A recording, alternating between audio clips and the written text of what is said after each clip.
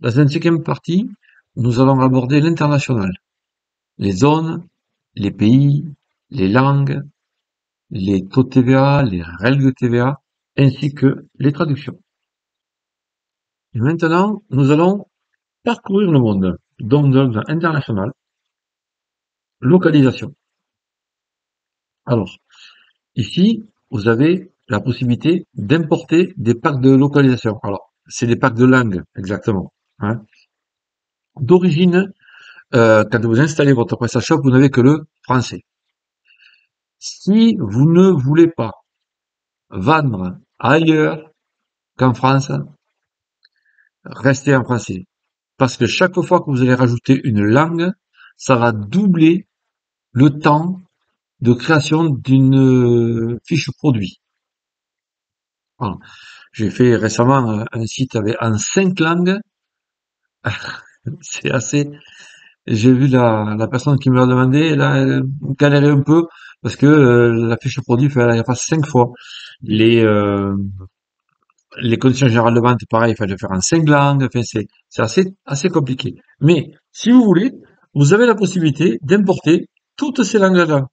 Voilà. Anglais, États-Unis, Pérou, voilà, Luxembourg, etc.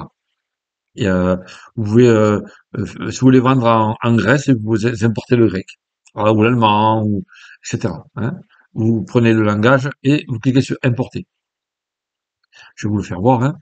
Je vais prendre le Belge, hein. Ouais, un pays d'Europe quand même. Souvent c'est, allez, on va faire, c'est que je l'ai vu et United Kingdom, l'Angleterre. Pour voilà, hop et on importe. Pour autant que le produit télécharge chez PrestaShop, voilà le langage, et vous voyez, et quand vous allez ici, vous voyez, vous avez deux langues. On y viendra après. Après, vous avez les paramètres. Pour le français, est-ce que c'est la langue par défaut du navigateur? Oui. Le pays par défaut, c'est la France, parce que vous avez la possibilité de prendre le français, mais pays par défaut, c'est la Belgique, la Suisse, le Canada, le Québec. Voilà. Définit le pays par défaut d'après la langue du navigateur, oui. La devise, c'est l'euro, et le fuseau horaire, c'est Paris. Les unités locales, chez nous, c'est le kilo. L'unité de distance, c'est pas le mile, chez nous, c'est le kilomètre. Le volume, c'est le litre. Et l'unité de dimension, c'est le centimètre. Voilà. Et on enregistre. Voilà. Bien vérifier, parce que des fois, ici, c'est pas, des fois, c'est pas très bien rempli, hein. Donc, à vérifier. Identifiant de langue et identifiant du pays, c'est FR, FR, FR. Par défaut. D'accord? Bon. Les langues. Donc, nous avons vu que nous avons importé l'anglais, hein, vous voyez, qui est ici. Et le français par défaut. Vous avez le code ISO, le code langue, le format de la date, le format de la date complet avec le timing, activé oui non. Tout ça, vous pouvez le modifier ici. Vous voyez, format de date, voilà. Le drapeau, bon, il y est, mais vous pouvez le changer si vous voulez. Voilà. Est-ce que c'est une langue qui est RTL, c'est-à-dire right to left, c'est-à-dire comme l'arabe par exemple, qui s'écrit de droite à gauche. Donc ça sera coché ici. Et activé oui non. Voilà. Il y a rien de très compliqué. Voilà. Après, les devises. Forcément, quand on a importé l'anglais, forcément, est arrivé le livre sterling. Avec le symbole, le code ISO et le taux de change. Vous avez la possibilité de créer, de faire les mises à jour du taux de change en temps réel. Je vous le déconseille, ça ne sert à rien. Ce sont des gens qui payent par carte bleue ou par PayPal. Normalement, au niveau du taux de change, ils payent en euros, hein, vous inquiétez pas. Vous avez la possibilité, évidemment, de le modifier. Le nom de la devise, le code ISO, le taux de change, les décimales, c'est activé oui non. Voilà, si vous voulez.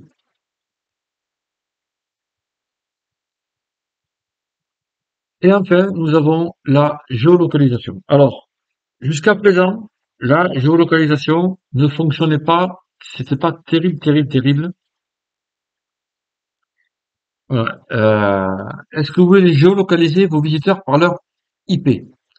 Faut savoir, hein, je sais pas si vous le savez, hein, l'IP, c'est une suite de chiffres qui est unique pour chaque poste connecté à Internet. Voilà, hein. Et si vous mettez la géolocalisation par IP, vous pouvez restreindre l'accès à votre boutique à certains pays. Sauf que, pour mes clients, je mets en place un outil complémentaire qui s'appelle Cloudflare, qui permet de bloquer les pays avant que les gens arrivent sur votre site. Parce que là, ils sont bloqués en arrivant sur votre site. Alors que là, ils sont bloqués avant d'arriver sur votre site. Et une fois que votre géolocalisation est activée, vous avez un fichier à télécharger et à poser sur votre serveur, ce qui vous permet, voilà, de bloquer les pays que vous voulez bloquer. Voilà. Voilà. Ici, vous avez ce qu'on appelle les adresses IP autorisées. Alors, ces adresses IP-là, c'est celles-ci, c'est vous. Et tout ça, c'est les adresses IP des robots Google, entre autres. Voilà. Hein, sachez-le. Si vous les bloquez à eux, si vous bloquez les États-Unis, ben, vous n'aurez aucune indexation de votre site internet. Voilà. C'est pour ça que ici, je suis quand même assez prudent. C'est prudent. Après, nous allons parler des zones géographiques. Pour faciliter la gestion du monde, PrestaShop fonctionne avec des zones. Alors, il en a créé 8, comme vous voyez, hein. L'Europe, l'Amérique du Nord, l'Asie, l'Afrique, l'Océanie, l'Amérique du Sud, l'Europe non Union européenne et l'Amérique centrale, les Antilles. Vous pouvez créer la zone que vous voulez. Alors, je vais vous conseiller de créer la zone particulière qui va s'appeler une zone France, France métropolitaine. Je vous expliquerai pourquoi après. Voilà. Et dans ces zones, nous allons y intégrer des pays. Vous allez voir ici. Voilà. On prend la zone Europe. Et voilà. Et tous ces pays sont des pays d'Europe. Voilà. Normalement, il doit y en avoir 27, si tout va bien. Et Europe non UE, voilà. Guernesey, Monténégro, la Norvège, l'Ukraine, etc. Voilà. Une chose quand même qu'il faut que vous sachiez, c'est que par défaut, aucun pays n'est activé. Faites très attention à ça. On verra ça après. Donc, nous, pour que notre boutique fonctionne et que nous sachions exactement où nous allons créer une zone qui va s'appeler France. Métropolitaine. Voilà. Tout ça parce que, par exemple, si vous travaillez avec Colissimo, avec Mondial Relais, etc., eh bien, il va falloir créer une zone par pays, pratiquement. Et ça va vous simplifier drôlement la gestion du transport. Voilà. Alors, par défaut, en France métropolitaine, ça, on va le réinitialiser. On y met la France. Vous voyez, c'est la seule qui est activée. On va la changer de zone. Voilà. Et, par exemple, pour la poste, la France, Andorre,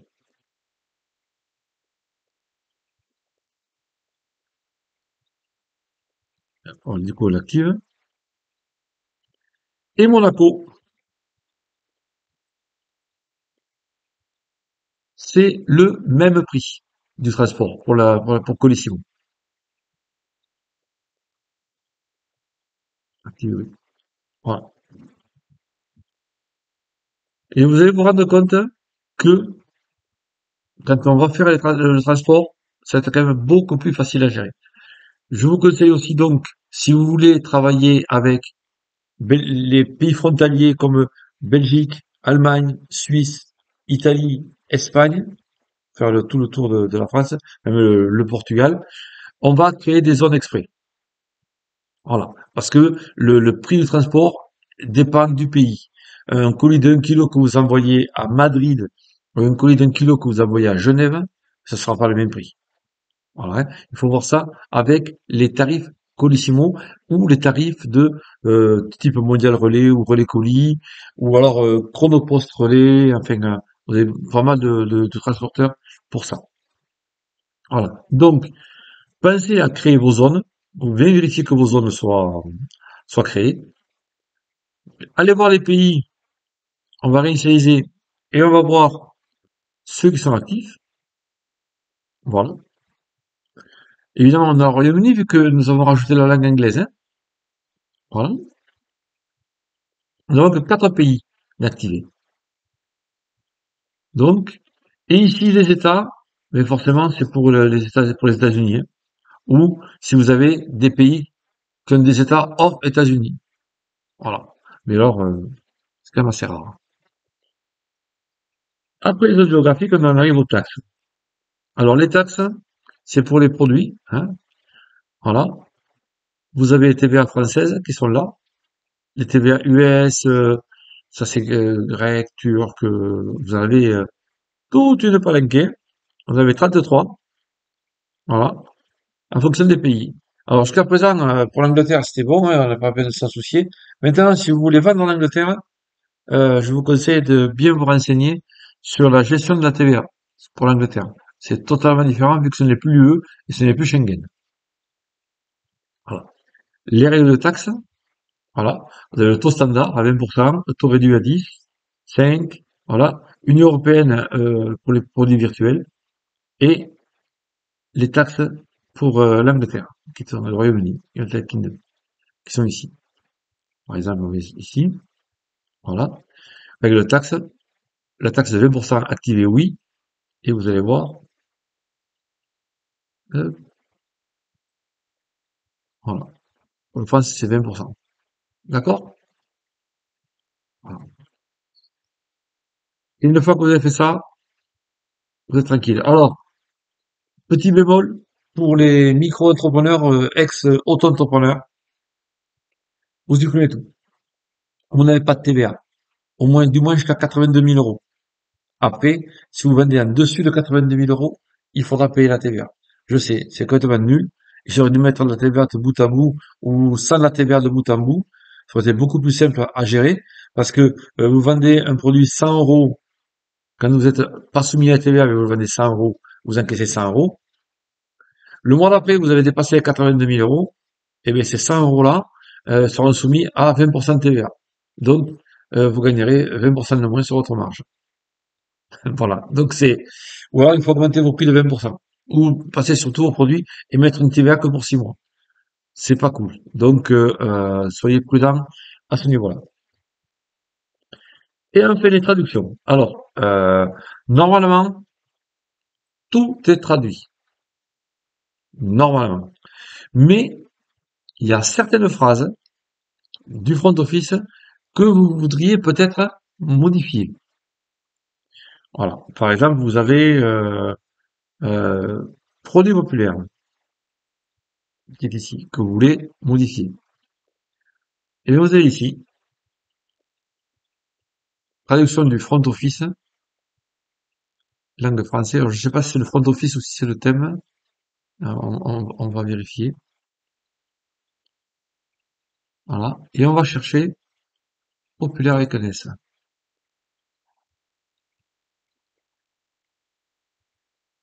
Donc, produit populaire, produit, par exemple, mise en avant.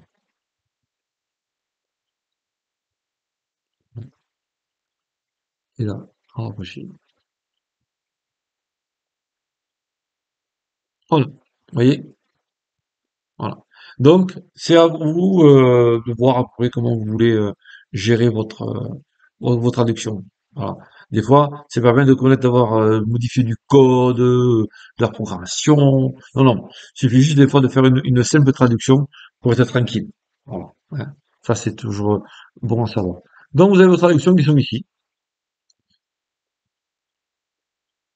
Vous choisissez si c'est le back-office, le front-office, les modules installés, traduction des emails ou autre. Voilà. Si vous êtes sur module, il vous donnera la liste des modules et vous allez voir celui qui vous intéresse.